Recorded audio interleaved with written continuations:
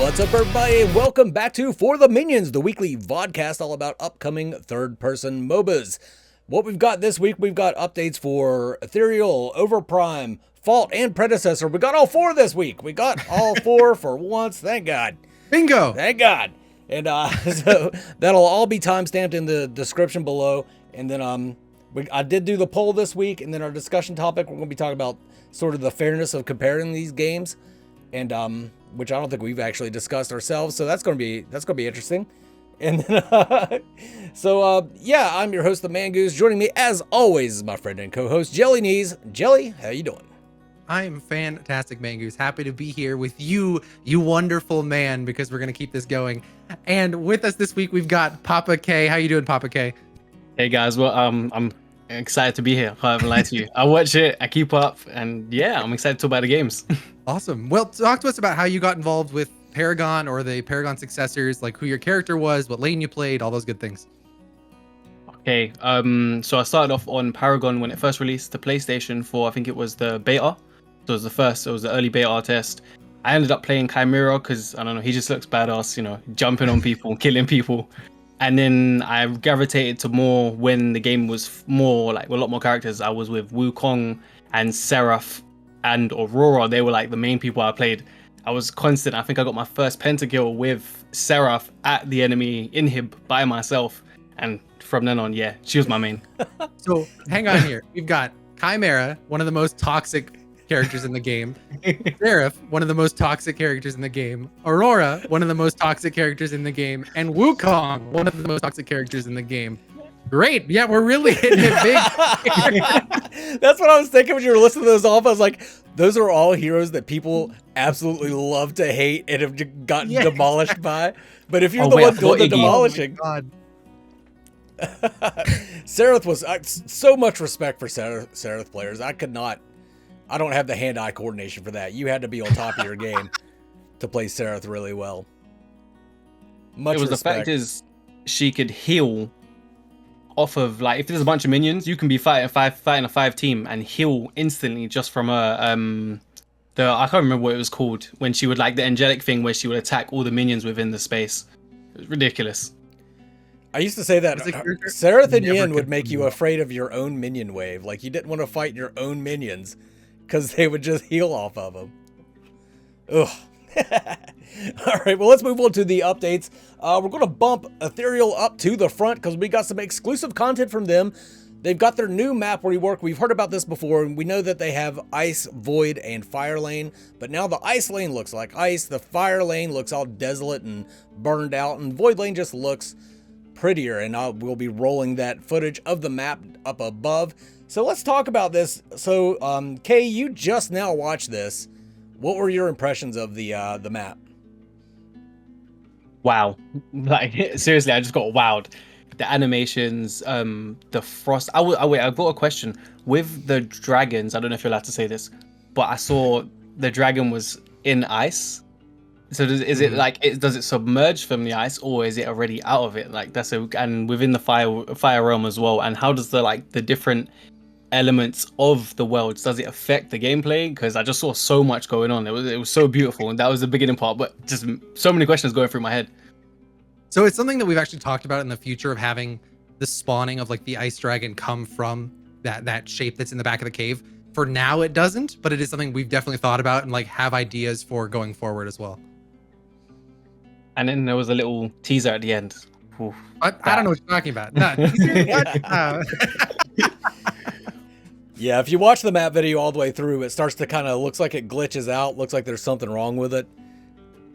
We've talked about it on ETE already. Malware's kit is going to be revealed soon, so now Malware is kind of making his way in, infecting the game. He's kind of a sentient computer virus that's taking over biological life forms. Jelly, now you were telling me that the new map, even though it looks better, runs better than the older map, that it's better optimized. Yeah, the vast majority of what we've seen in our testing group is that even with the improvements, it's still running better. It's at least running the same or better on the vast majority of machines, which I think is awesome because it looks better. The feedback from our testers when they first got on the map were just blown away by how good everything looks now in comparison to what it was before. And that graininess that used to be part of the game, you guys identified the problem with that and fixed that as well, right? Yep, absolutely. Something to do with post-processing, I think. Mm-hmm. So that's pretty awesome. Kay, have you gotten a chance to play Ethereal at all during these weekends? I've recorded a few clips, but I'm really bad at mouse and keyboard. So if you watch me play, I'll be like shooting or aiming with one bit, and then I'll be facing the floor, facing the ceiling. It's crazy. Like, the game felt so good. But one thing I want to say is I really got frustrated at one point where I had to leave the room and come back and play because I didn't know how to fly. I can't remember is it Leia or Leah? Yeah. And I couldn't find it within the ability tab because I thought it'd be her passive, but it wasn't her passive. And then I searched on the settings and it was shift. And wow, the frustration I got from that. But the game feels amazing. I'm excited to see where you guys are kind of taking it in terms of the gameplay. It's so unique, and I feel like all the characters are so out there. They're so extreme, but that's what balances the game. Yeah, absolutely. And it's kind of, everyone has their moment to shine, right? In their various kits and their various aesthetics and all of that. And when malware gets revealed this weekend, that you'll see even further than that. We're going above and beyond, kind of raising the bar a little bit with myth kits on this one. Oh, and speaking of which, this weekend should be tomorrow if you're watching this today, right? Would be the community corner, the live community corner to come out. Is it going to be you and Skifter? Correct. Yeah. So yeah, it'll be those two talking about Ethereal, going over any updates, going over their roadmap, all sorts of stuff they're going to cover in that, including malware's kit, which they haven't specifically said it's going to be malware yet, but there's all the teasers. It's like a fault teaser right now. Like, we know it's Fing Mao. Just show the whole thing, dude. And I will say, controller support is on our roadmap, so it will be something you'll be able to see exactly where that falls when it comes out on Saturday as well. I'm really glad that I learned that you're mainly a controller guy, Kay, because I'm always interested to learn which of these games feel the best on a controller, because that's a big deal for a lot of people, and it's something that I have zero experience with because I've never even tried to play them on a controller.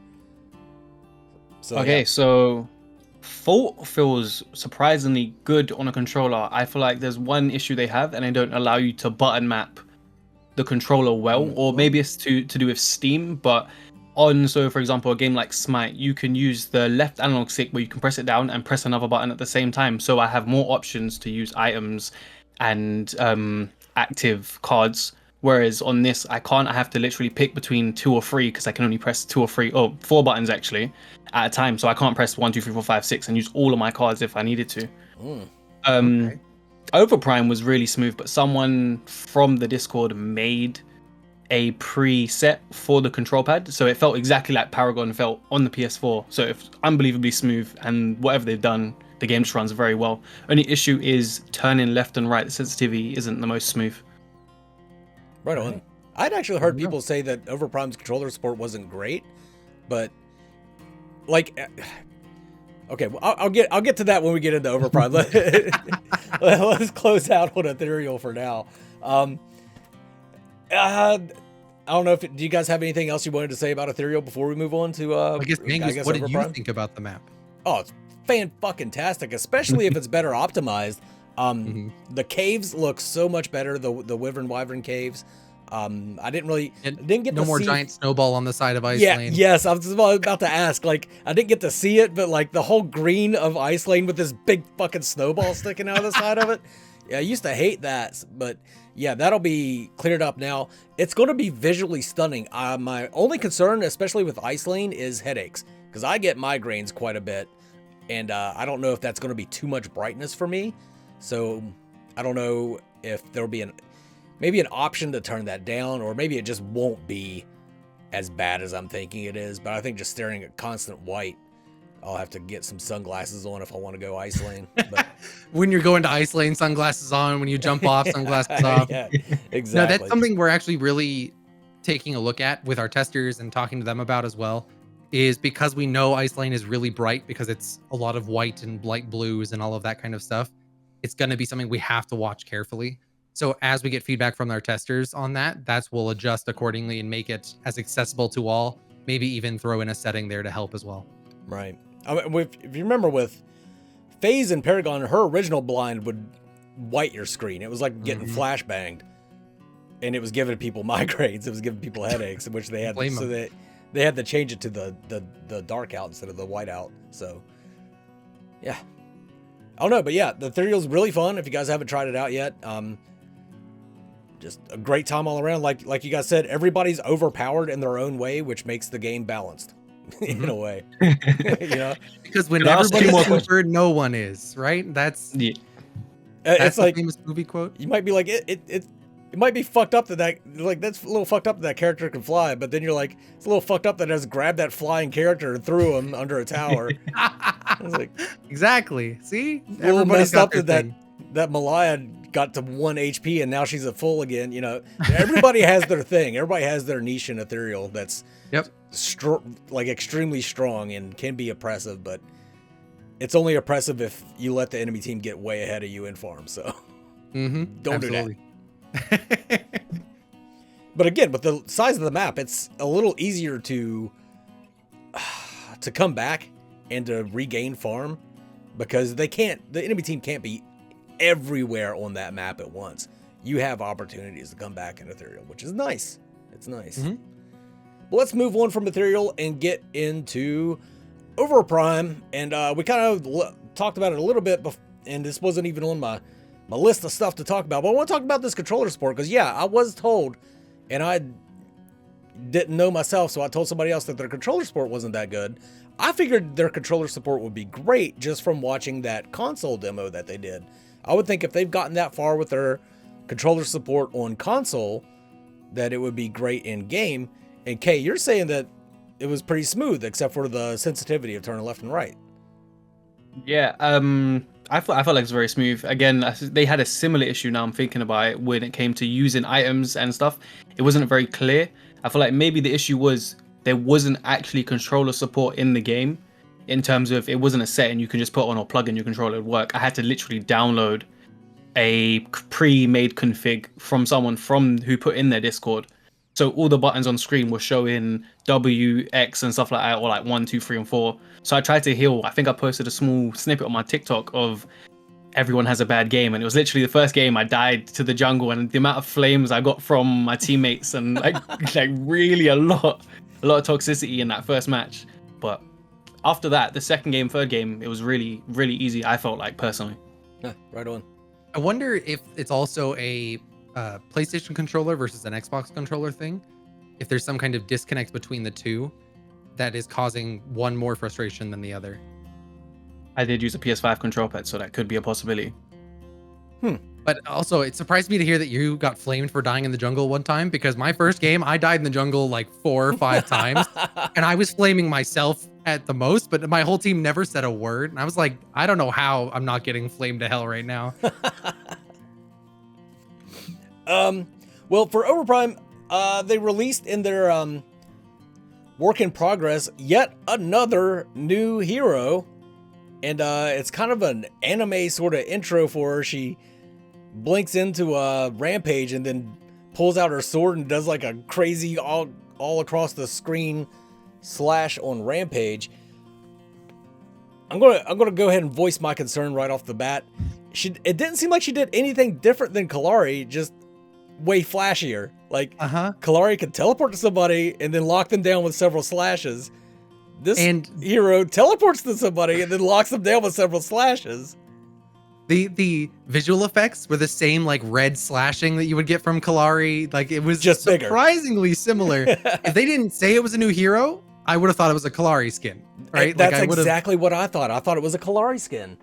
And that's the ultimate. When she used her ultimate, the weird thing is it turned into like a fighting game ultimate, where it like was a cinematic of her doing things and the other person reacting to it. And so I'm very curious how that's going to work, because I think it was Rampage that she was targeting was clearly reacting to her ultimate hits very specifically. And so it was this weird, that concerns me, because that's a very different ultimate than we have with anybody else from Paragon or anything else. I don't know, Kay, what did you think about this new hero? I was going to say, with Kalari, because I didn't get to play Kalari, can she be stunned in any of her lockdown moves? Because I felt like she was really busted during that. I was playing Shimby and she annoyed the hell out of me. Her and Countess were just Oh, the rage, the rage. Yeah, can she be stunned when she does her lockdowns, her ult or her dash forwards? Oh, she can be stunned. Yeah. This new character didn't look like she could be stunned. She looked like, as you said, it literally takes it into a whole cutscene to do the combo, and then she finishes, and that's it. There's no he say, she say. It's just done. Great. So she's more broken than Kalari. That's what we needed. That would be weird, like, if it did do that entire anime interaction every time that she ulted, like, because everybody else would just kind of be sitting there watching, like, what's going on over there? Like, I know you can't Smite really has interact some with it. I know Smite has some characters that are kind of that way, in that they turn into like a cinematic-esque kind of ability. Yeah, that one guy takes you, like, for a tour of the world or some shit. Yeah. So I wonder if it's something like that they're shooting for, or what. But with such a small clip, that's such a hard thing to say, for sure. Yeah. Where is Adele? We've known about Adele for 6 months, and they're keeping her close. Gameplay of a new hero that isn't Adele.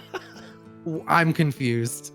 You know, I completely forgot about Adele because we haven't seen anything of her. I saw the picture and I was like, wow, I'm excited. She's got a whip and she's gonna be like a physical carry or something. Nothing. Just nothing. She's gonna be Yin and Terra combined, and that's all it is. Well, if you go on their website, or you go on their website, like, if you click like tank, Adele is listed. If you click caster, Adele is listed. If you click DPS, she's listed under all of them. So that doesn't give you a clue either. I thought I'd found a workaround. I was like, ooh, I can figure out what Adele's gonna be. No, nah. she is everything, Mangoose. This is what we're talking about. Well, I think one thing we can all agree on is that new hero, the animation for that ultimate, if that was even an ultimate, was just cool as fuck. Like, they got the cool factor down for a lot of shit. They absolutely do. All right. What's that? I was gonna say I kind of expected it, being their company is Korean. I was hoping. I'll be honest with you. I'm a Pred fan. Like, I'm a Pred fanboy, like hardcore. But one thing I did believe in Overprime, they're gonna come with the best skins and the best, like, the most unique anime-esque styled characters. And I feel like they've already shown us that with Kalari, and the dash with Steel and all those little things. Like, they've really went down, I'm gonna say, that anime manhwa sort of feeling with their characters, and I enjoy it. I can't say I don't. I really enjoy it. I enjoyed Overprime way more than I thought I was. Absolutely. And that's Kalari's dash was something that always felt really cool. Like, just the way that the V effect worked and dashing that far distance and all those things. It always felt like I was like the superhero in something and was like doing this crazy move going forward, even though it was a point click and I got to root them at the same time. But, you know, whatever, it's fine. I'm going to lead us down another alternate path here. Do you guys think that they could or should put Overprime on mobile? Jelly. I think they probably will try. And because the game is in that mobile-esque feeling, despite the game lasting 30 minutes, right? If they fix death timers, fix some of these other issues, I think with the way that mobile phones are going in terms of power, they could probably dumb it down to a point where it could be accessible on mobile. Because you can play like PUBG on mobile. Mm-hmm. Isn't Fortnite mobile too now? Terribly optimized. So yeah, Fortnite. Yeah, Fortnite, PUBG. So you can obviously do like a third-person shooter on a mobile game, they are backed by Netmarble, which is huge. And like this is the only game that they do that isn't a mobile game. Mm-hmm. So it could be easily that they do like the console release and then immediately focus on a mobile release after that. I think they're going through steps, right? They have to kind of bring it down a little bit to be on console, right? Just make it as optimized and stable as possible, and then they just focus on another layer of optimization and stabilization for the mobile market. I could see it. That would be amazing for them. Oh, go ahead. Sorry, Kay. I keep cutting you off. No, my bad. It's me. I have a question. Have you guys like played Smite before? Mm-hmm. Have you played it on a Nintendo Switch? No. Absolute garbage. Oh, really? Should not. It's so bad. It's so bad. Optimization, controller support. Never. And I feel like what they could do and what I feel like they may do, because a loot box system, they're going to make like a mini version of the game that allows you to unlock certain things. So when you go onto the game, you get more and it entices you. So then they get more of a market to, cross between the platforms and the phone. You do like an Overprime Lite for mobile and then have it combined somehow. They have that 1 lane ARAM map. Maybe that could be their mobile version of Overprime. I could see it. I mean, they didn't have it during the test, but we've seen that before from them. Mm-hmm. That would be crazy. But I wouldn't put it past them. They're good at their marketing. Oh, yeah.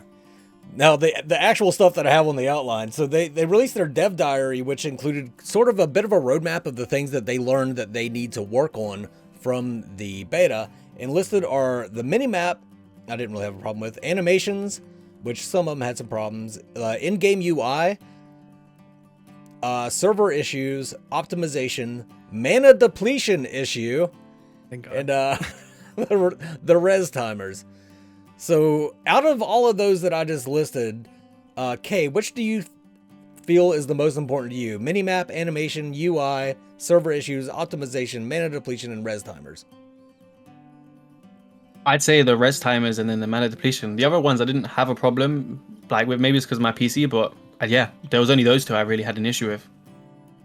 100% agreed. Yeah. Yep. Same. After we recorded last week, Mangoose, when FTM was airing, I sent you a message of like, we didn't even talk about the mana problem that happened during Overprime. Like I completely forgot about it somehow. And that was one of my biggest issues with the game was mana. And I said it several times during the actual test. I don't think having more restricted mana is a problem. I think they've just gone too far, right? And that if I could get 2.5 rotations of my abilities and be out of mana, fine, right? Then that comes down to me learning to play around that. When I go through half, 3/4 to 1 rotation of my abilities and I'm already out of mana, that feels bad. Yeah. When I go in as Kalari, press ER and I have no mana afterwards, that's terrible because I can't do anything past that. My big thing with it is it takes away from their goal with Overprime, which is to make a faster, more exciting game. And nothing says slower and less exciting than having to back for mana every fucking 5 minutes. Like, the games slow down because you don't have enough mana after one fight to, like, you'll lose all your mana in one fight. Like, guaranteed. Any hero will lose all their mana in one fight. And then after that, Belica, insane. Yes. Oh my God, that stupid drone. Like every time I saw it go down, I'm like, that drone is priority. We need to take that thing down. Yeah, and her ultimate, oh my God, I got capped in the face for 1,450 damage. Yeah, because if everybody's out of mana, her ultimate's just the strongest ability on the map every time, all the time. So wait, you guys don't like the fact is they've reverted a ult back to what it was in Paragon? Like, because Fault's one is just damage, isn't it? It isn't based on mana. It's based on mana, but like just like a tiny little bit. Like, Yeah. I think you might get like 10 more damage out of it or something. I think making her the kind of character that the lower mana you are, the more dangerous she is fine. I think, but the constant problem of everyone being out of mana means that if a Belica has enough to cast her ultimate, she just wins. Okay. Right? Like if they make the mana more balanced, I think it'll be fine. Where you're not just out of mana in one rotation of abilities. Because all she has to do is survive one rotation, press R, and you take 1,500 damage. Right? That's all it takes. And that's insane. And you was jungle as well, so you was probably always out of mana. Coming from the jungle. It's one of those, in the jungle, I had to be like, don't use my abilities. Don't use my abilities. Don't use my abilities. Like trying to clear the jungle as fast as possible. I was ridiculous. So wait, can I ask you a question? Go for it. Because I didn't really like pay a lot of attention to the items because I didn't have much time to play. With the game, do they reward you for building mana like a lot of other MOBAs do? So say like if I decided to pick a card that I'd stack and build stacks on it to get more mana, is there another card to compensate in that, whereas the more mana I have, the more damage I deal? Like, for example, Fault has those, Smite has those, Paragon used to have those. Did they have anything like that? They had similar items. I know the problem was that all of their mana items were for magical characters across the board. And so if you were magical based, you could build mana items and be pretty set because the passives on them were really good. The mana they gave you was really good. Elika could build 4 items and then have 3 or 4 rotations of her abilities, no problem. The problem then became for all physical damage characters, you can't pick those items because there's no benefit in damage for you. Yeah. And so physical damage characters were always out of mana and always having mana problems, whereas sometimes the magical characters had a little more favor in that regard. There was a mana lens type card, no stacks, but it did convert your mana into power. Mm-hmm. Or what was it called in Paragon? Mana Catalyst or some shit? I forget. There was a card like that, yeah. But like Jelly said, all the mana cards, there was nothing physical. Mm-hmm. I thought their item shop was pretty basic. Like, I don't think it needs to be out of this world crazy at this point in time with the game, but there were a couple like itemization options that were just missing from the game. There was a lot of bruiser items, a lot of attack speed for the physical damage side. Magical had a little more of a spread, but even then, because of the mana problems, it basically honed down to the mana items. Basically, is all people built. Yeah. So they could use a little bit more diversification, but I don't think they need a ton more. Y'all got anything else to say about Overprime before we move along? No. Yeah, I think we've said it all. All right. Let's go ahead and get into Predecessor, because this is the first news we've had out of Predecessor in forever. And this news will hopefully lead to even more news. They announced that Nobori, content creator, his channel is Gamer Fitness Group, I think it's called. Mm-hmm. Really popular back in Paragon days. Still pretty popular, but he is going to be their community manager. And hopefully that means we'll be getting a lot more updates out of Predecessor. What you guys got to say? Go ahead, Mangus, Jelly. you and I kind of looked into it when the announcement was made, and it looks like Nobori's taken over for Taiga Stripe, because Taiga was no longer listed as their community manager. He's now just listed as a content creator on their Discord. Yeah, he went back to school. Oh, did he? Okay. Okay. It's good to know. I had no idea. So it's not like Taiga got fired or anything. Taiga was You heard it here first. That's gotcha journalism for you right there. My one critique is that's pretty aggressive picture to announce your community manager. Like, that shit cracked me the fuck up. Like, I immediately took that picture and put it into the village people, and it just fit perfect. Like, it didn't, like, it's probably the best Photoshop job I've ever done. Then I asked Smokey if he's got a job for the sailor and the construction worker as well. I can't. You can't post a picture like that and expect me not to make fun of it. Like, it's gonna happen. It's what I do. Yeah, no, I'm gonna start a group that wants the sailor and construction worker to get jobs now, because that's gotta happen. I want Fringe to dress up as the construction worker. Yes. And I want Ace to dress up as the sailor. But yeah, they've already done like a TikTok. Nobori did a TikTok. It didn't really leak anything, but it said that they're going to have leaks. It's a leak to the leaks, Mangoose. Yeah, big shout out to Kay for cluing me in on that, because I did not see that at all. But yeah, what kind of leaks would you like to see from them, Kay? What kind of news would you like to see? Stress test. Like, I just want to know. I just want to get in there. I got one game. I know you guys feel the same. I got one game on the stress test, and for where it was, from what it became, from where it was just insane. Like, the jump, the gameplay, how smooth it was, and then it shut down. Let's be honest. There was a lot of people saying, "Oh, it's a stress test." No. Extend it maybe a little bit, please. You heard it here from a Predecessor fanboy, right? He even said it. This Mangoose and I say it all the time, but now one of the Pred people is saying it. That's. I consider myself a Pred person. I've been a huge Predecessor fan since the very beginning. Mangoose, you're not a Pred fanboy. I'm an Ethereal fanboy, yeah, but I'm also a Pred fanboy and a Fault fanboy, and now an Overprime fanboy. We'll admit, I gave Overprime more shit than they probably deserved at the beginning, but they did deserve some shit. But yeah, they've improved so fucking much. But anyway, but Predecessor, yeah, I've always been on Predecessor's side. I just, I don't know. I think it's kind of I think it's a bit of an odd choice for a community manager too, because he is very vocal about the other games, which is that's fine for a content creator. Hopefully, he'll rein that in since he's going to be kind of the face of Omega Studios now. He's going to have to be a little more reserved in his opinions about the other games, because otherwise it'll just look unprofessional.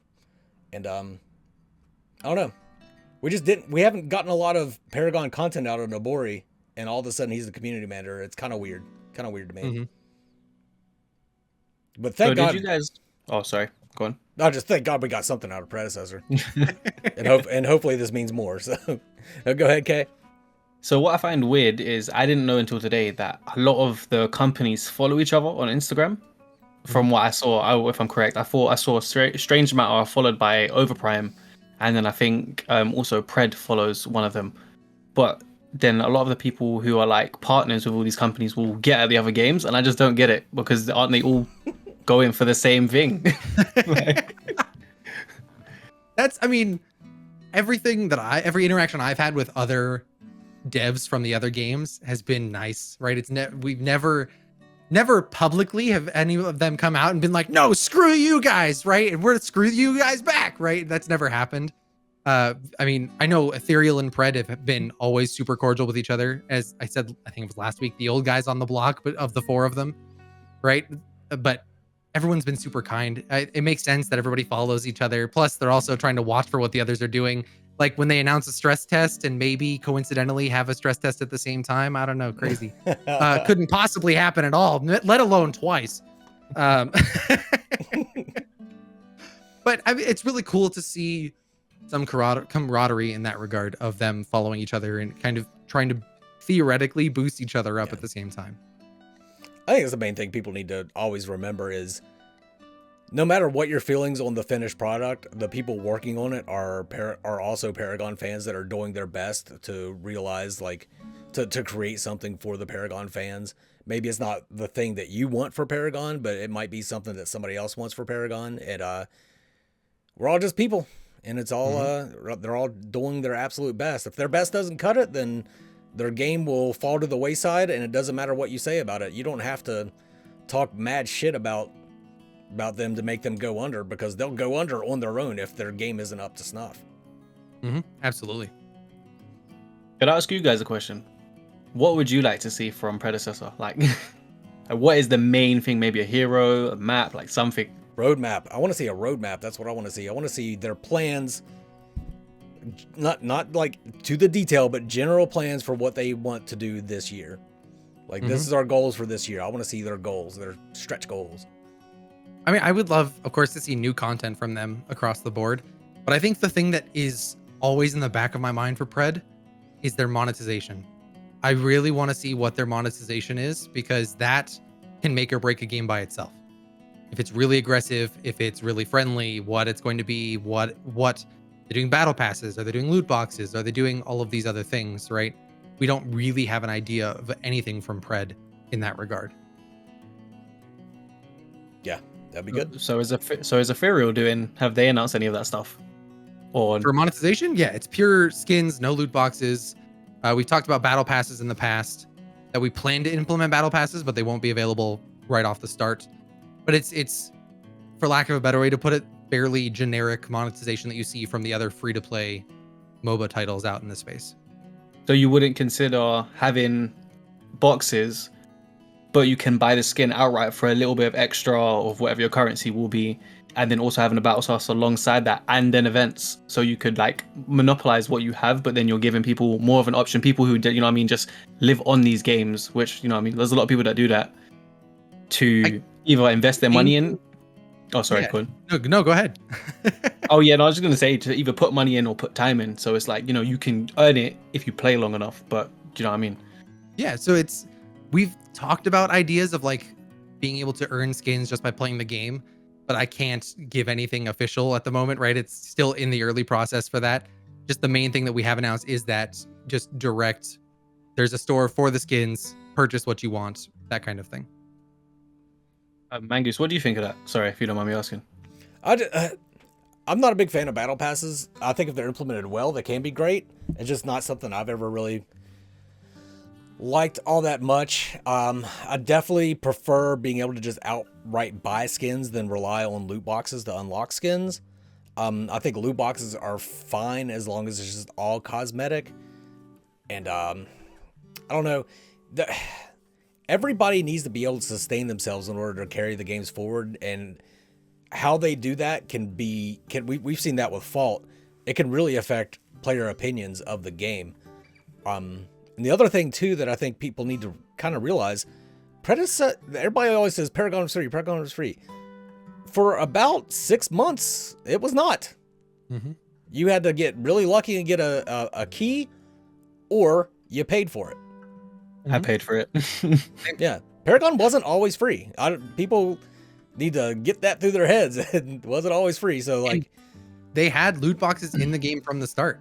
yeah, they did. I hate their loot box system. Oh my. Yeah, that's Paragon was like the example of how not to do loot boxes. Holy shit. Paragon did it before Battlefront. So, Paragon did it before it was cool, right? Yeah. We're gonna Battlefront learned from Paragon. Oh shit. exactly. But I guess they learned from. That's what they learned for Fortnite, because they Battle Pass system came out really well. Mhm. Yeah. Well, speaking of battle passes and bad impressions from the start, let's talk about Fault. Because Fault, they started out off with a battle pass and early access, and that really put a damper on the community's opinion of Fault. A lot of people were calling it a cash grab. Season pass. Season pass, whatever. They're not the same. How is it not? Okay, what's the difference between a season pass and a battle pass? Season pass, you pay once, you get all of the content in the season pass. Battle pass, you have to play the game continuously to earn the content over a course of levels. Okay. Don't roll your eyes at me, Mangoose. Just 'cause I started off this episode nice to you does not mean I will end it that way, sir. Well, anyway, so I mean that's Go what ahead. gave a lot of people a bad impression of Fault. But again, like they need to. The reason Fault's come as far as it has is because they got that money from early access purchases, because they don't have outside funding. They answer only to themselves. They can. That's the one shining star for Fault is they don't need to draw in the same numbers as these other games to outlast the other games, because they don't have to make nearly as much money. But anyway, let's get to the actual Fault updates. They're accepting partnership applications. So if you want to be a Fault partner, you can apply for it right now. I guess that means they're trying to get the word out about Fault a little more and market it a little bit better. CK, I know you do some Fault content. I was watching your Jungle Steel montage the other day. Are you sure that was me? Was it you? Oh, No, I don't think so. Was it UK? No, mine's PappaKay. My YouTube, which I've been uploading games to. I'm not that good at Steel. Okay. That's all you. I'll send you a video if you want to. Yeah, go for it. Bad Mangoose. But what I was gonna say about Fault and back to the Battle Pass thing, I know when this is not the topic, but I wouldn't say it's false advertisement, but it felt like false advertisement. They gave up this whole dream. They sold us a dream. Like that's what I felt like. I bought the £50, like the most expensive edition. I really believed in them. They sold all this roadmap stuff, and then when we got all the skins, I was like, this is what you're giving us for what? I was like, really? And all the free characters, they didn't stick to the line. So I was like, we didn't get. I was thinking, so do we get compensation for like believing in it? I understand that it's not easy working on a game, but I didn't feel like they updated us alongside all these problems that were happening. It's like a little bit of respect for us, like pushing to help you if you would just communication. And then I don't like how expensive their skins are, which are from Paragon. Like that's one thing. Like how long it takes to earn in-game currency to get a skin. I just don't think it's fair for something that they didn't create. It's like the way I see it is it's just them trying to keep you playing the game so you can grind out to get that skin. But taking 50 something games to earn enough currency is so long. It's ridiculous.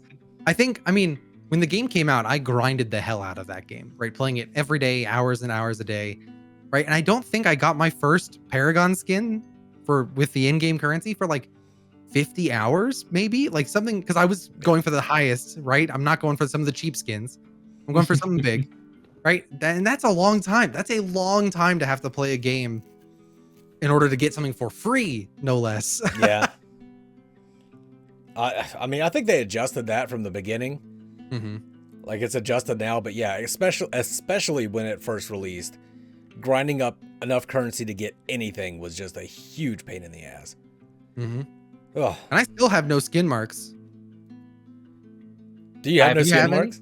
You have I two? don't have any skin marks. What are you going to get with 2 skin marks? I think, You tell me. I think that concept is really good for Fault. The whole idea of like hero marks, skin marks, ward marks, the whole 9 yards. Cool idea, right? Make them 1 mark and then vary the prices according to each different thing. Because I've got no skin marks, but I've got an insane amount of hero marks that I can't use, right? Because I bought the season pass. So I got all those heroes for free. So I have some like 100 hero marks that I can't use. Yeah. And I've gotten a handful of ward marks, right? Like just make it 1 and make that price variable to give 2 different ways you can earn skins for free or earn something for free. I feel like it's a great idea when the weekly challenge works. Mm-hmm. Like when they, I feel like I'm shitting on Fault. I love Fault, guys. I honestly love Fault. It's just there's little things that I feel like they could address before making big changes, like small patches that they mean a lot to us. I feel like. Well, part of the problem with Fault is that we have had access to it for so long that we know every little bad thing about it. Uh-huh. Like, Absolutely. I think whenever we could play Predecessor and Overprime for as long as we've been able to play Fault, we'll be able to identify a lot of that stuff. Ethereal too. I don't know why I left Ethereal out of that equation, but yeah. No, just leave Ethereal out. It's fine. Oh no, I've already found a lot of stuff in Ethereal. All right, but yeah, I think the longer we play those other ones, the more we'll be able to identify some worrisome troubles with those, just like we do with poor old Fault. But yeah, Fault does that, have its problems. Speaking of Fault's problems, Feng Mao's been out for about a week now. Holy shit. He's a little nutty. Have you guys got a chance to play with him, or have you played against him at all? Both. I've dominated on him. I've been dominated against him. Like, it's just and it seems like if he's in the game, one of the Feng Maos will carry the game. For whichever team it is, doesn't matter, but that's how it is. Feng Mao will carry the game. Yeah. I didn't expect him to have such a large effect on the game. But they have him scaling like a carry, like an 80 carry. Mm-hmm. And it is yeah, he does a significant amount of damage. The real problem with him though is that goddamn shield. Giving him like a 600 health shield is nuts. Just when you think he's dead, he walks away, and it's like, how the hell? Hey, what are your thoughts? Do you know what? No, I use him. I went 24-2 in my last game, which I recorded. Holy shit. 25 or 26-7. Like, it's consistent with him. It's unbelievably consistent. And then if you put lifesteal and crit on him with the card that increases your healing by 30%, even when it comes to lifesteal, you can't fight him. But I will say that I came up against the Chimera and he kept me on edge. Like, he dominated me. Like, I would be hitting him, he'd be nearly dead and his health would just chunk back. And I'm like, I had anti-heal as well. So there are ways to beat him. Only Chimera can beat him. But without Decker on your team. But other than that, they need to nerf him unbelievably. Oh yeah. I don't want them to, but his scalings. I mean, I think it was Windu saying that his scaling on his shield is 100% of his physical power. It gets huge. Yeah, Oh, wow. No, it's massive. And that's insane. To give a shield that much scaling, in addition to how much damage he can do with his other abilities as well, it's nuts. Plus, his dash resets when he gets a kill, and his ultimate resets when he kills with it. That lost too long. Way too long. So long. It's ridiculous. You can travel lane to lane, get another kill with the ultimate, travel to the third lane, and get another one. It's insane. Oh my god, yeah, that I was playing earlier and there was a Countess and a Feng Mao on the other team, and I was playing Richter support because it was requested by my ADC, and it was like you got to pick one, man. I can't keep them both off of you. Like, one of them is going to get to you.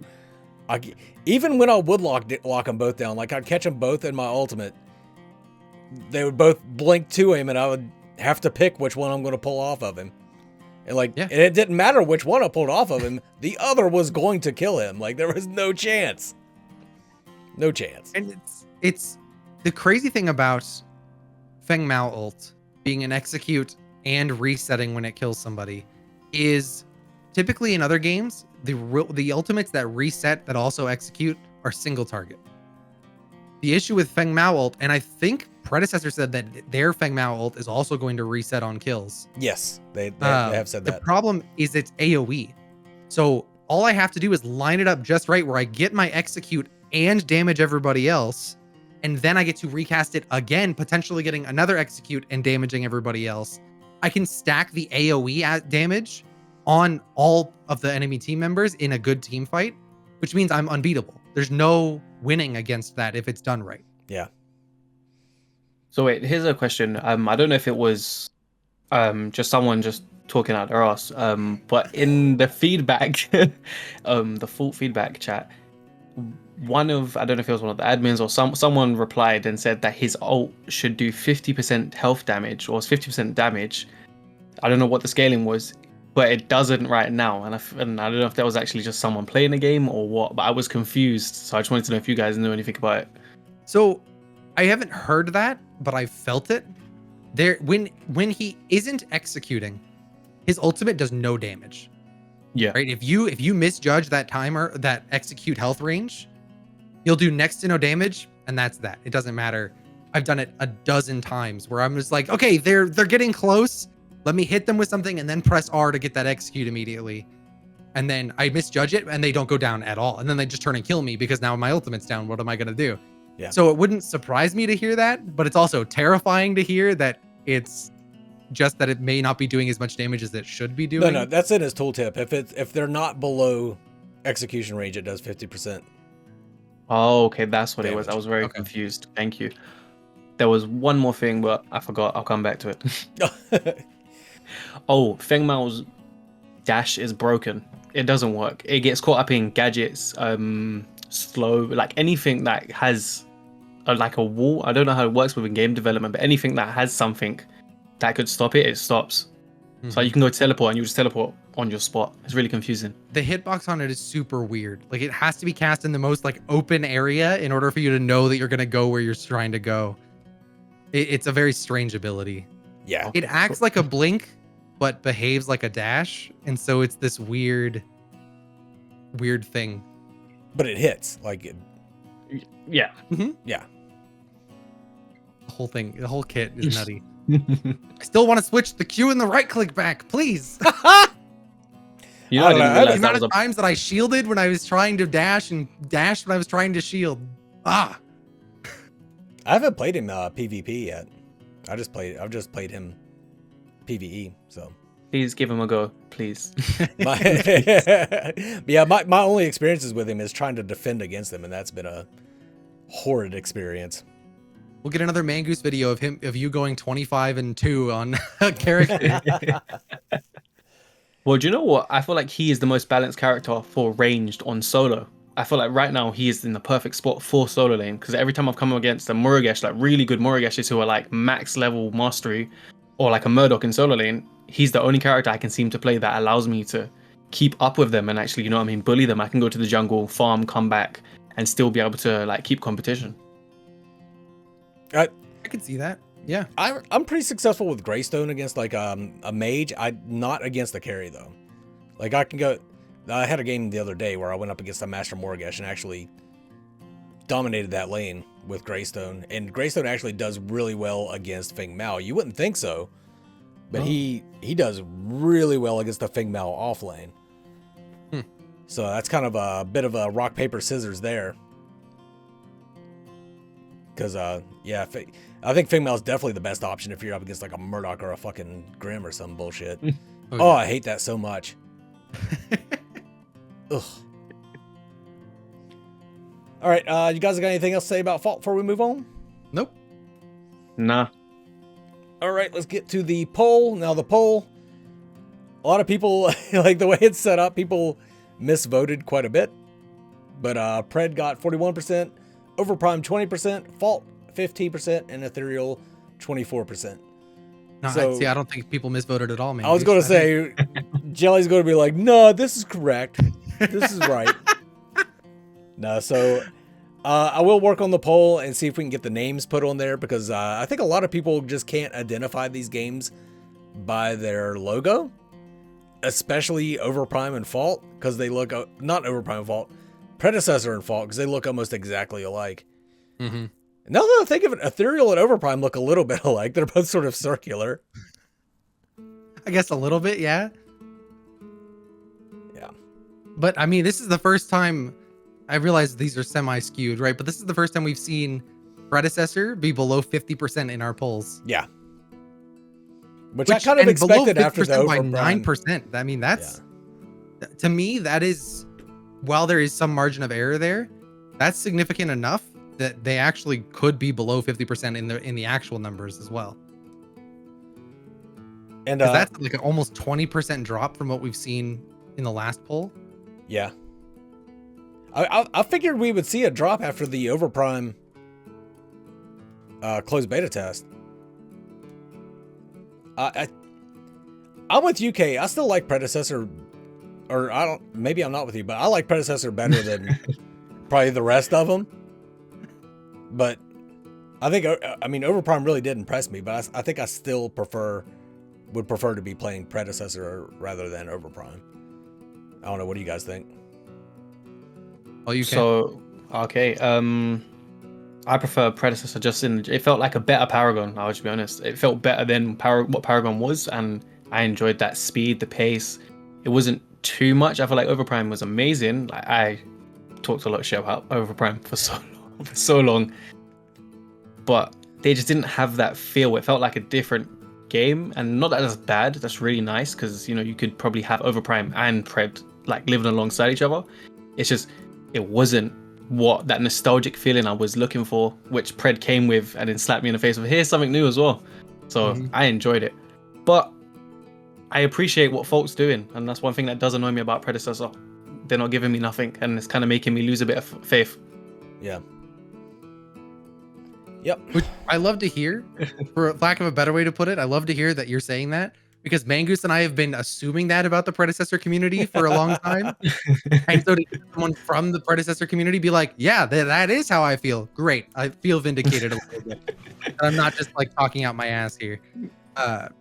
For the Paragon successors, I would probably agree that as much as I loved playing Overprime and as much as I do enjoy playing Fault, I think Predecessor is the one that I'm most excited for of the three, because I think, Kay, you put it perfectly. It kind of hits you with that nostalgia stick, but also gives you something new to chew on, that you're like, oh, okay, like this feels like I remember, but also feels different enough to feel good. Yeah. I don't know. I'll try and fix the poll for next week, but it's open up right now again if you're watching. Oh, there was one thing I was going to talk to you, ask you about, because you're with Ethereal, and I feel like Smite does it so well, and it's the collaboration between their company and either like animes, TV shows. So they done a Teenage Mutant Ninja Turtle skin, and they have active skins, so your character's ability. So for example, I said it in the Fault group chat, no one replied. I wasn't surprised. I said for the Gideon, for the Astro suit, because it's such a nice skin. I think it's such an amazing skin. Instead of throwing meteors out, he could throw like a broken rocket ship, and then when he does his ult, it's like a constellation thing. Like these things I feel like are gonna bring people in more than anything else. Is making the game look pretty and cool with skins. I feel like that's gonna really blow up their game, and I feel like none of them, other than Overprime a little bit, is doing that. Because why didn't the, obviously very extreme, I feel like I'm pushing boundaries here, but the Tarak, is that what they call him in Overprime? Oh, the Rampage? Yeah, Rampage. Yes. His ape skin, he could have thrown like a log, and that, like, the skin had me in love with it. But like just these little details I feel like they could do to just shoot through the roof. Yeah, and so while we don't have any that have been shown yet, Ethereal definitely has skins that are altering like visual effects and all of that kind of stuff in the works. There will be a whole classification of skin tiers. So we've got a handful of different skin tiers. Once you reach a certain threshold and above, all skins of that tier and above will have different visual effects attached to them. So there's going to be those various things that you'll see, some minor changes on, some massive changes, some complete different visual effects, right? That's all something that we're looking at. As for partnerships like Smite does, I would be lying if I said I didn't want to do that, of course, right? But I think it's just too early to say for us because we're not at the point where we can approach these companies and be like, hey, by the way, Transformers, we want to do a Transformers skin. Hey, Kool-Aid, we want to make a skin with your mascot on our character busting through walls saying, oh yeah, right? Like, trust me, if I can get that collaboration, I'm gonna do it. I want to call it the Kool-Aid skin so bad. That's a really good point. Like, with the Twin Blast, the Summer Fun Twin Blast, like in Paragon, he shot water out of the pistols, out of his little water guns, and that was fucking amazing. Like, why isn't that in Fault right now? Like, why can't they just do that one little particle effect? And I mess with visual effects, right, on the side. That is not that hard. But the thing is, like, honestly, you can take the particle effect, change its color, and that'll go a long way for them, even if they're not going to make it a whole new visual effect. And that is relatively easy. Knowing what the Paragon VFX look like, it's not terribly difficult. I would love to see that happen because that's my favorite Twin Blast skin. So I would love to see that as well. And actually, now that you mention it, Mangoose, Dante's Bloodshot skin. He's got the Cyber Ronin Dante, which was his base skin, his tier 1 skin. And then the Cyber Ronin skin, or the Bloodshot skin, which is the Patreon reward. That skin has different visual effects than base Dante. Oh, really? Yes. They're very subtle. They change his particles from blue to red, but to match the skin theme. But that is like an example of one of the more base versions of visual effect changes. And I feel like that just entices people to, want to pay, like, you know what I'm saying? It's like, oh, it's only a little thing, but I like it. It's a life change. Yeah. Because they in Sparrow in Fault, if you look at her, I don't know what it's called, the Raven costume. Mm-hmm.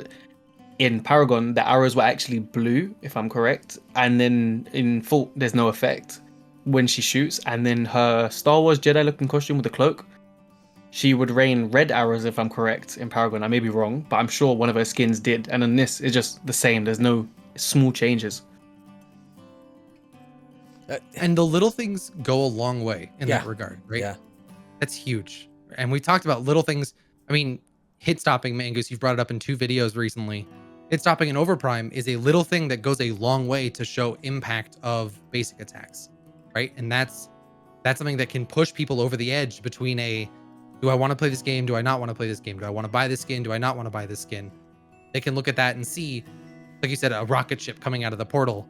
That's huge. Honestly, that would entice me to buy the skin more than the current version, right? And like, that's a really cool idea.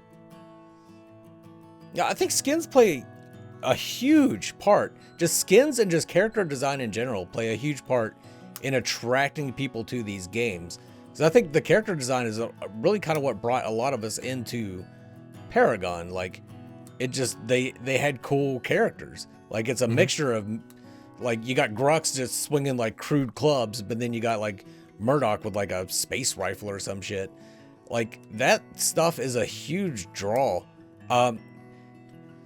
Kay, including all the games, not just Overprime, but like you got the Predecessor Jailer skin, you got the skins from Fault, their Fault specific skins. What is your favorite skin that you've seen out of these Paragon successors? Overprime came with so many. They have to. The Rampage skin. I really enjoyed the Sev skin. The one with like the big. Yes. Wow. And then the Steel skin, the Jailer. They hit so many boxes. They literally hit so many boxes. You can't go wrong with them. Just the concept of being able to hit someone with his hands, and I didn't realize it until your video, Mangoose. Thank you for showing that, because that explains so much why I enjoyed it. And hitting people with steel was impactful. Mm-hmm. It was like chunk, chunk, chunk. Mm-hmm. Yeah, it felt good. Yeah, well, I mean, Jelly's the one that pointed that out to me, that they had hit stop. We saw that in the console demo. Feng Mao had hit stop whenever he was attacking jungle camps. Which, if I see another person in my comments ask about console when I've covered it, I don't know how many goddamn times. Console when. Yeah, trust me, Mangus, I feel you. Here's a console question. Do you think they're going to go optimized for one console, or do you think they're going to be for the PS5 and not for the PS4 sort of thing? Like current gen or old gen? I think they pretty much have to only do PS5 right now. I think I saw, I'm double checking right now, but on their FAQ when talking about console, I'm pretty sure their FAQ mentioned PS4 as well. Really? I'm trying to double check, so I'm not. I didn't think Sony was allowing people to develop for PS4 right now. Oh no, they definitely are, because only if you're developing for PS5 as well. You can't the production's cut down for PS4. Oh, really? Really? Okay. I learned something new today. I swear. I can't find it, so don't believe me until I can find it and actually reference myself. I mean, it would be a lot more valuable to them, I think, to develop for both PS4 and PS5. Mm-hmm. I don't know about Xbox, because Xbox doesn't really have that built-in Paragon following. That would be cool to see. And it could be an untapped market for the space, actually. I mean, really, I think Smite's the only MOBA that's on Xbox. Right, so bringing something that's not being run in Unreal Engine 3 could be huge for the Xbox space, especially the new generation of Xbox. I forgot Smite hasn't upgraded the engine they use in forever, huh? Forever. They haven't had long enough competition to feel threatened to do it. Yeah. Smite is a 3D mobile, a 2D mobile with 3D assets. Yeah. Mm-hmm. It's so, it's. Yeah, I'm not gonna say anything. This is a safe space. You can talk as much shit about Smite as you want. Yeah, I don't know. Well, I mean, the discussion topic this week was fairness of comparisons. I don't even know if we're really going to get into that. We're just kind of wandering around talking about stuff right now, which is kind of what the show is supposed to be about. When I say like fairness of the comparisons, what I'm talking about is, I've talked about this with quite a few people. Like, people I don't think, care as much about what kind of difficulties the company has had or how long they've been developing the game. People just look at that final product, right? Mm-hmm. And that's what they base their opinion off of.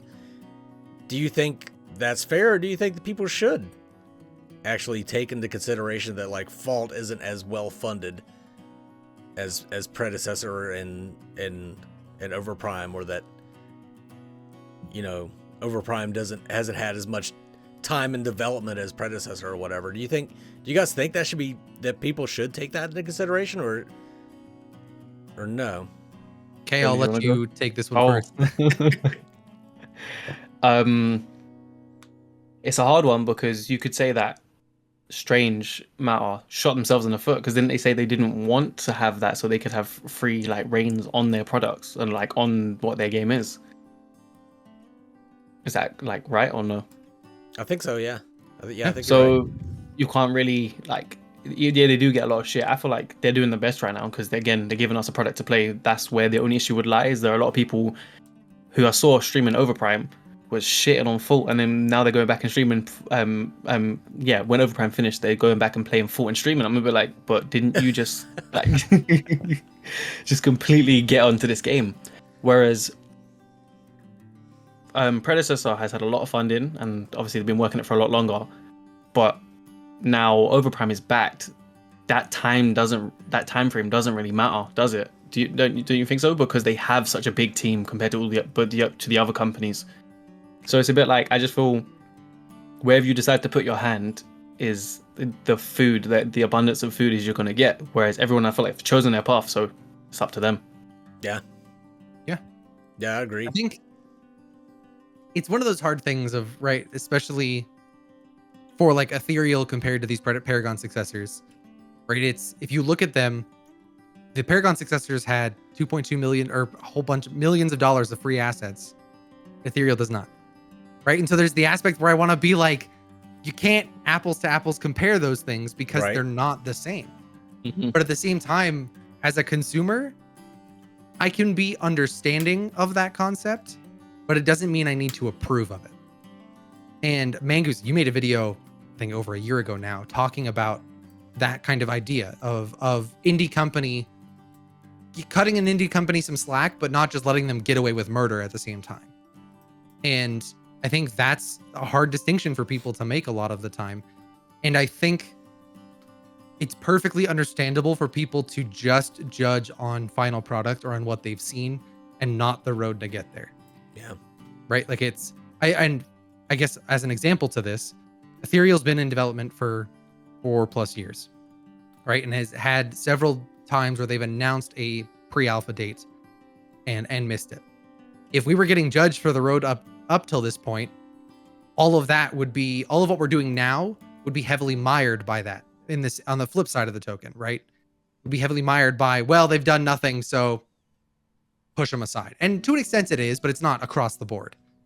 And so it's a double-edged sword at the same time of considering the past in the present and what it took to get to this point at the same time. And can you even I mean, Overprime was an indie company was an indie studio for so long, or so leave. We really can't consider them an indie studio anymore, can we? Not really. Not with the, for lack of a better way to put it, legitimate backing that they've received. Yeah. I guess, how do you define a AAA game as opposed to an indie game? I would define it by the backing, yeah. Mm-hmm. I think it all comes down to financial backing. And I guess if you were going to subsect that, even financial backing into who the financial backers are. Yeah, yeah. Right. And so it's almost like we've got 3 tiers of backing at the moment, in terms of like indie company versus non, right? We've got the kind of false ethereal level where there's no official investors or official backing of any kind other than community driven funding. You've got Predecessor, who's kind of in a weird middle ground where they've received investment from angel investors, but not a AAA studio necessarily. And then you've got Overprime, who's got a big gaming corporation's background and money to back them up at the same time. Yeah, I guess we'll get to find out over the next couple of years, which is going to be beneficial. I mean, you would think right off the bat that whoever has the most backing would be the best, but we saw from Paragon that that's not always true. Like, Netmarble especially could find another game that they want to invest in more than Overprime, and then move on to and move those Overprime, those Soul Leave assets over to that game. Omega, I don't think is going to start on like a brand new like indie platformer or like a battle royale or something. But and then Fault, they could just keep on keeping on. That's the Fault is like the Little Caesars of of all of these. Like they're $5 hot and ready, Mangoose. Yeah, exactly. About? They could just keep on flying under the radar and outlast the other ones, and then really kind of take off. Mm-hmm. Absolutely. And we've talked about that in the past of the different levels of, I guess, standards that each one has to meet based on their financial backing. And so that's a huge thing in and of itself. Plus, with the indie development boom that we've been seeing over the last couple of years in video games, indie devs tend to gather more diehard communities. Right. Because they're more responsive, they're more understanding, they're more communicative across the board. And I think we've seen that transition away from that kind of feeling in Predecessor to an extent. And even to an extent in Overprime, even though they've been giving us consistent information, it's different than it was before they were acquired. Right. So wait, here's a question. When was the last time you played a great AAA title? That is a good question. Yes. Yeah. I almost play exclusively indie games anymore. Mm-hmm. Yeah, I rarely ever play anything AAA. I mean, I'll look at my Steam list right now. I honestly can't think. I don't think I have a AAA game installed. Yeah, let alone played. That's a great question. Do you have an answer, Kay? at the end of the month, Elden Ring comes out, and that's probably going to be the only game. I've spent so much money over the last few years, and I feel like it's been wasted on AAA titles because they do the thing where they lead you down a road, and it's a dead end. Yeah, I have no AAA game studio titles installed on my Steam right now. I didn't even think about that. That's insane to think about, actually. Conan Exiles? I guess for me. Is that AAA? I think it is. I think it is now. It wasn't when it started. So, does it count as a AAA game or is it a AAA company? But then is Overprime a AAA game or is Overprime a AAA company? We have so many gray areas to play around with. Man, that's a great question though. What I want to see in the comments. Let me know. Great question, Kay. Like, when's the last time you really enjoyed playing a AAA game? Because Conan Exiles is just like, I passed the time in that game. I wouldn't say I necessarily truly. I certainly don't enjoy it as much as I enjoyed Paragon. But no, but that's an interesting thought. Yeah, holy shit. It blew my mind. Oh, one more thing. So I feel like right now is one of the best options for any of the companies to approach Sony if they're willing to, because Sony, obviously they're on a buy-in fee, and they just bought Bungie. Just I feel like that's a very great shout for the console players. I mean, I think it'd be a great opportunity. I don't know if any of them are in the place for it, is the thing. I think the one that's most in the place for it is Fault. And I don't know that is beneficial for Sony at this point. Yeah, I can see why you'd say that. I don't think that really matches what Strange Matter is trying to do, too. I think Strange Matter wants to be that crowd-funded sort of indie version of a Paragon successor. Like, how would you pass up on Sony though, man? Like that would be so much funding. Wait, was Paragon a AAA game, or was it just an indie game with AAA looks and graphics? Because I swear that was like the whole basis of Paragon. It's an indie game, but it looked like a AAA game. I remember watching one of the trailers. It would depend on if you consider Unreal Tournament a AAA game. Yeah, I know, right? Because at the time that Paragon came out, Epic's only other really big asset in terms of gaming was Unreal Tournament. So if you consider Unreal Tournament a AAA game, yes, it was developed by a AAA game studio. But if not, I could see that the beginning of Paragon being argued both ways.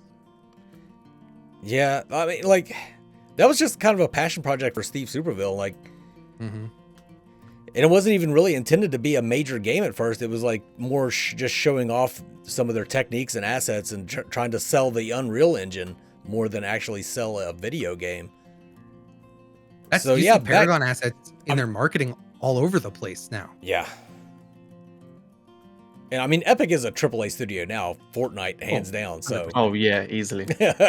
But yeah, that's a good question. Could you really consider Paragon to be a AAA game?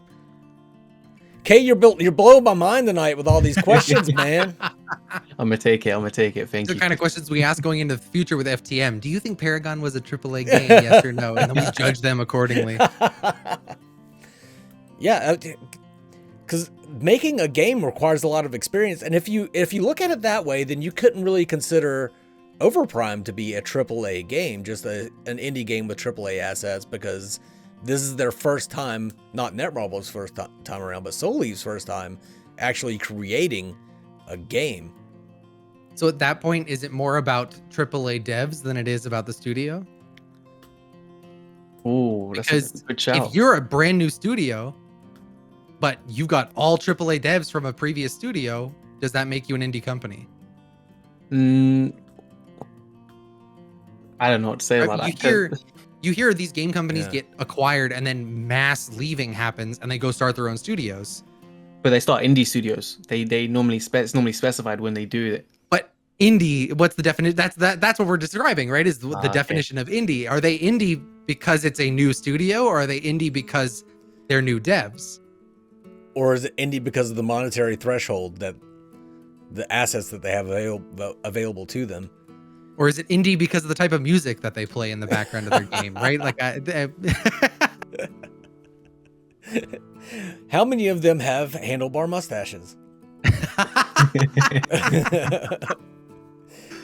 Yeah, I don't know. That's a really good question. And then with the Paragon assets, how were they were worth like what, a couple $1 billion or millions of dollars? I forget what it was. Something ridiculous. About 20 mil, I think. I think maybe? yeah, I think you're right. I think it was $20 million was what the Paragon assets were worth. So and then that aspect, you couldn't really consider any of these companies to be indie because they're working with $20 million assets, you know. But not Ethereal. It's not Ethereal. One of Not those, Ethereal. like thought experiments more than it's anything answerable at this point. Yeah, no, it's a fun thing to think about. It's a good discussion. That's yeah, man, that's crazy. I've always thought of Paragon as a AAA MOBA, but when you really dig into it and think about it, they kind of weren't. By the time it died, I would say it was, but by its inception, I wouldn't. And so that's a weird. Where did it cross that threshold? Is also the problem. Yeah. Maybe when the new map, when they changed to the second map, maybe that's where it like changed and they gave the game a whole overhaul. Like, and they changed the card when system. the and game everything. became AAA is when it got worse. Got it. Okay. Yeah. It proves the point. What was the last AAA game you played? Yeah, that's right. I was gonna ask you a lot about that because I didn't play the last 6 months of Paragon because I thought it was absolute dog shit. So I'm with you there, man. Like, okay, cool. I came back like at the very end when it was about to shut down, but I'd quit like the November before. Just completely stopped playing Paragon. For me too. It was like around when Terra came out because I didn't hardly ever She get was to play Terra. Drongo as well. They did not know what it was doing with that character, and Predecessor made him really good. Like, it's crazy. I didn't get a chance to play with him yet in Predecessor. I'm excited for that. I liked his appeal. I like the appeal of Drongo, but yeah, just playing him wasn't fun. Should be cool. Yeah. Well, Hopefully we get more news going from here on out. We'll have all 4 games in the news every week. yeah, I hope so. God. Yeah, and new been so quiet heroes for so long. Yeah. Yeah. That'd be nice. All right. I think that's about it for tonight. Unless you guys had any final closing comments you wanted to say. Nope. No. All right. Plugs. Okay, you got PappaKay Gaming. Yeah, PappaKay Gaming on TikTok, and then PappaKay. I think you just type in PappaKay on YouTube. But yeah. And I'll have those linked in the description and the timestamp comment below if you guys want to go check him out. Jelly? Just the usual twitch.tv/jellyknees. Marvelous Monday on most Mondays. Not this I Monday. said most. At 8 o'clock Mountain Time. What about you, Mangoose? I got nothing, so that is going to wrap it up for this week. Yeah, I hope you guys are all looking forward to these games. It's a good time to be a third-person MOBA fan because there's a lot going on, and hopefully with Predecessor starting up, we'll get that stress test coming and we'll get to experience Predecessor again. Overprime was an absolute blast. Ethereal was really fun. Fault you could play every day, and you could find a lot wrong with Fault, but you can find a lot to love about Fault as well if you actually get in there and play the game. But yeah, that is going to close it out for this week. So we will see you guys next time. Bye, food. Mangoose. Special shout out to channel members Foolish Bloodhunter, Jelly Knees, Meow Mix for Men, Stunt, Ferrith, and Raven.